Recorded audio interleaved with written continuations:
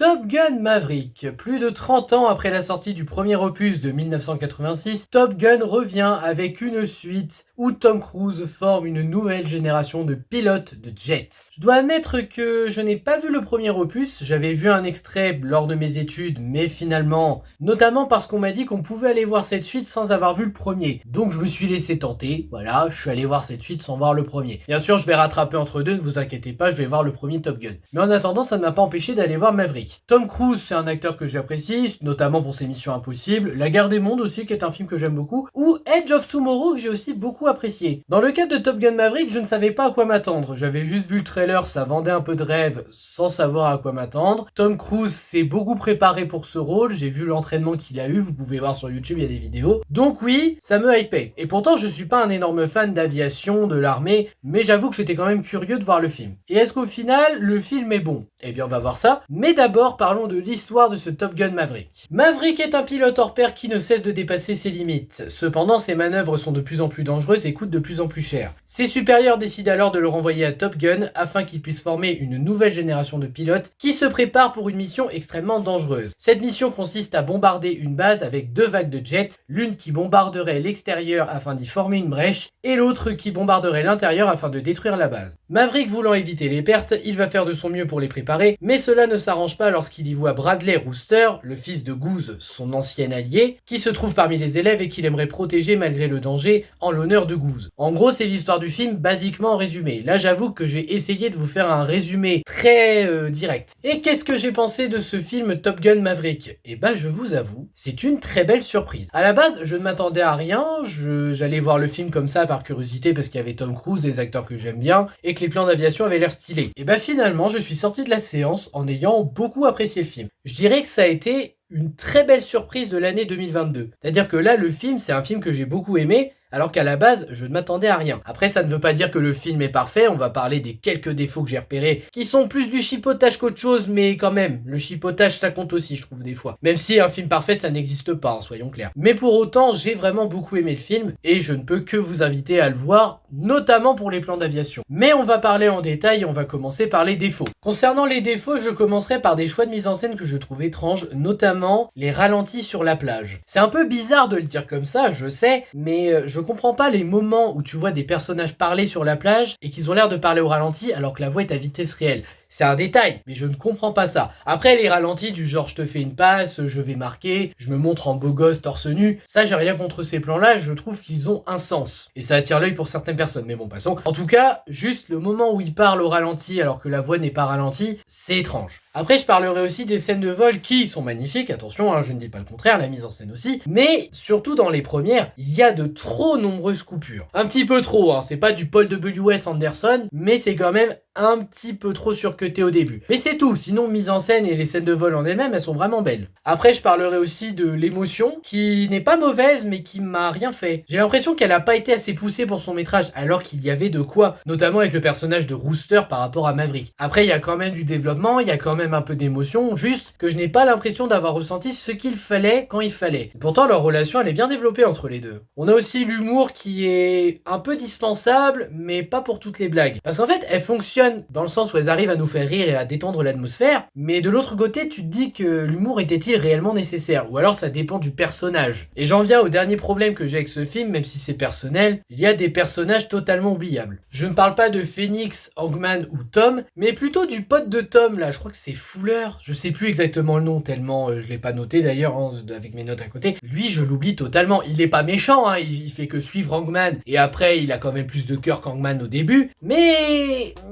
voilà, tu sens qu'il y a quelques petits personnages un peu dispensables et c'est regrettable. Après en défaut, j'ai pas grand chose à ajouter, le reste du film est très qualitatif et on va commencer dans le positif par parler des personnages, notamment Pete Maverick joué par Tom Cruise. C'est un pilote d'exception mais un peu âgé qui veut toujours prouver qu'il est à la hauteur des choses, qu'il peut toujours dépasser les limites, qu'il peut atteindre alors qu'il est censé former des nouvelles personnes, passer le flambeau à des nouveaux, mais pour autant il s'accroche toujours. Et on peut comprendre pourquoi. Il a deux raisons spécifiques. Déjà la première c'est qu'il est le tout dernier pilote de la première génération de Top Gun, donc forcément il a envie de prouver qu'il est toujours à la hauteur, sachant que ça représente bien aussi l'acteur Tom Cruise, mais ça j'en parlerai plus tard. Et aussi par rapport au fait que dans ses élèves il y a Rooster qui est le fils de Goose, un de ses anciens amis qui est mort pendant une mission, et justement il ne veut pas qu'il lui arrive la même chose. Donc il veut aussi prouver qu'il reste à la page pour essayer de protéger ses nouveaux pilotes. Parce que quand il sait que cette mission aura sûrement des morts, forcément, il veut éviter les morts. Donc oui, c'est un bon protagoniste à suivre par rapport à son développement et son évolution dont on parlera après. Après, on a Rooster joué par Miles Teller. C'est le fils de Goose. Il s'est accroché au point de vouloir devenir pilote alors qu'il en a toujours voulu à Maverick de la mort de son père, chose compréhensible en se mettant à sa place, mais aussi qu'il n'a jamais compris pourquoi Maverick a toujours fait en sorte qu'il se détourne de l'aviation. Rooster, c'est un personnage qui veut suivre les traces de son père. C'est un personnage qui veut être pilote, qui veut prouver qu'il peut être à la hauteur lui aussi, malgré que dans son entourage, on lui dit c'était pas à la hauteur, notamment avec Hangman. Mais pour autant, Rooster est un personnage intéressant. C'est surtout son évolution qui le rend de plus en plus intéressant, mais on voit aussi que c'est quelqu'un qui s'accroche malgré qu'il ait plus de difficultés que d'autres, et qu'il veut cette place de pilote dans la mission. Ah, j'avoue, Rooster, il est assez intéressant comme personnage. Pour une fois que Miles Teller fait un personnage que j'apprécie. Non, parce que moi, je me souviens de cet acteur surtout pour Divergente. Oui, je sais, faut pas parler de la saga. J'en parlerai plus, promis. C'était juste un petit aparté. Après, on a Penny, jouée par Jennifer Connelly, qui est une ancienne amie de Maverick, qui est apparemment une des dernières à être restée à Top Gun aussi, même si elle est barwoman, qu'elle gère bien son bar et sa vie. Et on va dire que c'est intéressant, parce que c'est une femme avec du caractère qui ne se laisse pas faire, et le fait qu'elle se rapproche de Maverick, ça crée une relation assez mignonne et intéressante entre les deux. De plus, c'est un très bon soutien pour Maverick lorsque ça ne va pas, c'est probablement sa seule amie qui lui reste. Après, on a Hangman, joué par Glenn Powell. Alors ce mec, si vous voulez, c'est la caricature du rival dans les écoles. Vous voyez les trucs de lycéens, vous avez le mec rejeté, il y en a toujours un, l'espèce de rival, le mec détestable, qui s'amuse à vouloir te descendre gratuitement, à prouver qu'il est toujours supérieur à toi. Et ben Hangman, c'est ça. Et autant c'est vrai que c'est un excellent pilote, autant c'est quand même un sacré connard en termes de travail d'équipe parce qu'il ne pense qu'à sa pomme. Pour autant, c'est un personnage qui fonctionne bien ici, malgré qu'à la base, je déteste cette caricature du mec qui s'amuse à descendre le personnage principal, même si là c'est Maverick et c'est pas vraiment Rooster, gratuitement pour se prouver toujours supérieur à lui. Et même par rapport à son évolution, il arrive même à devenir attachant vers la fin. Après, on a Phoenix, jouée par Monica Barbara. C'est une des seules femmes à faire partie du programme et c'est une femme avec un certain caractère, même si elle est très attachante par sa personnalité. Après, elle en a moins que Penny du caractère, mais c'est quand même un bon personnage et il n'y a pas grand chose à dire sur elle, mais je l'aime bien. Et puis on voit qu'elle se bat au maximum pour avoir sa place, et qu'elle le mérite. Et le dernier perso qui est pas très important mais que j'apprécie, Bob, joué par Lewis Pullman, qui est un jeune homme très timide mais quand même très doué en termes de soutien dans le jet. Et voilà, il n'y a pas grand chose à dire sur lui à part sa personnalité, c'est le cliché de l'intello qui est pas forcément très balèze en pratique, mais qui a beaucoup du jugeote et qui a son rôle à jouer. Bah là c'est un peu ça, sauf que là c'est par rapport à Phoenix quand elle pilote. Ensuite, je vais vous parler de ce que je trouve le plus intéressant dans ce film, à savoir que je trouve que Maverick, c'est une très bonne représentation de l'acteur Tom Cruise. Tom Cruise, c'est un acteur qui ne veut pas se voir vieux, c'est un acteur qui veut toujours se dépasser et prouver qu'il est encore jeune dans sa tête. C'est pour ça, selon moi, je pense qu'il fait ses cascades lui-même dans Mission Impossible ou d'autres films. Même s'il a une doublure, mais tous les acteurs ont des doublures. Je trouve que Maverick, ça représente bien Tom Cruise, parce que, comme Tom Cruise, il continue de s'accrocher alors qu'il devrait passer le flambeau à une nouvelle génération. Il continue aussi à vouloir prouver qu'il est encore très bon dans ce qu'il fait. Sans être le meilleur, juste très bon dans ce qu'il fait. Et c'est pour ça que je trouve que Maverick, c'est une très bonne représentation de Tom Cruise. Je pense que ce n'est pas le seul film qui représente Tom Cruise, je pense que le dernier Mission Impossible, il le représentera bien aussi de ce côté-là. Mais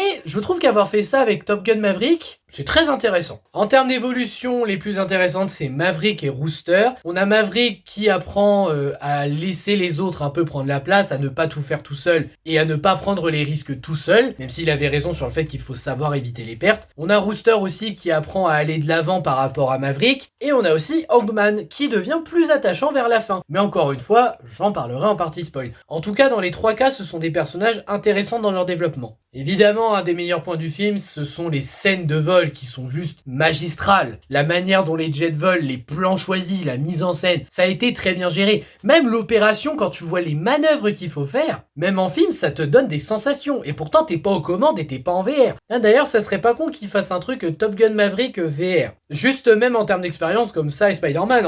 Mais en attendant, les scènes de vol sont réellement magnifiques et c'est un des meilleurs points du film. Donc si vous ne voulez voir le film que pour les visuels, là, vous allez être gâtés. En termes de relation, comme je l'ai déjà dit, la relation entre Penny et Maverick est assez bien développée au fur et à mesure, tout en étant assez mignonne. Et sinon, il y a aussi la relation amicale entre Rooster et Maverick qui évolue d'une façon intéressante aussi. La tension, mine de rien, on y croit, on a toujours peur qu'un des personnages meure, même Maverick, on a peur qu'il meure. Je ne sais pas si c'est à cause du trailer de Mission Impossible 7 partie 1, mais en tout cas, là, la tension, j'y ai cru pour tout le monde, même pour Maverick. Il y a un bon travail de lumière dans certaines scènes, que ça soit les scènes en plein jour, ou même certaines scènes de nuit avec une lumière et de l'ombre. Je trouve que ça a été assez bien géré aussi en termes de lumière. Les musiques ont été composées par Hans Zimmer et elles sont magnifiques. Sincèrement, la majorité des musiques de ce film sont magnifiques. Et je pensais pas que je dirais ça un jour, mais Lady Gaga qui a fait la musique de fin, elle est géniale la musique. Le jeu d'acteur est assez efficace de la part de la majorité des acteurs et actrices, hein. Ils sont tous investis dans leur rôle, même les rôles secondaires qu'on voit peu, notamment Ed Harris. Ça me fait vraiment bizarre de voir qu'il a eu qu'un petit rôle, mais il s'investit quand même. La photographie est magnifique, notamment pendant les scènes de vol en plein jour qui sont juste merveilleuses. Il y a de l'inattendu qui fonctionne, on arrive à être surpris par comment ça se passe, notamment pendant la fameuse opération. La mise en scène a été très travaillée aussi, de ce côté-là, il n'y a rien à dire, que ce soit les plans aériens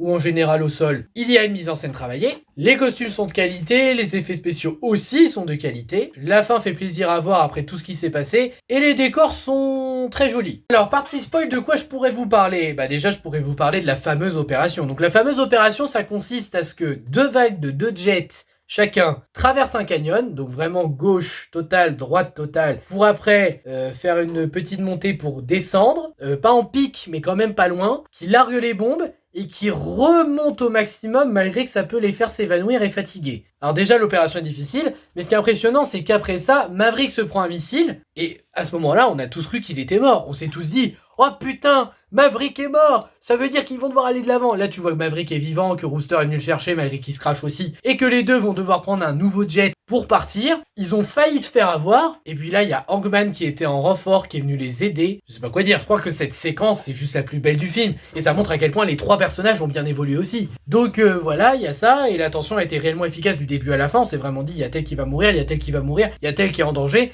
on y a cru. Et sinon j'aurais pas grand chose à dire, à part que ça me rappelle un peu Star Wars en fait, ce genre d'opération. Je sais pas pourquoi, mais en fait, le coup de bombarder une base avec un missile spécial pour remonter après, et je sais pas vous, mais moi ça m'a rappelé la guerre des étoiles, ou un nouvel espoir, ça dépend du titre. Est-ce que c'est grave?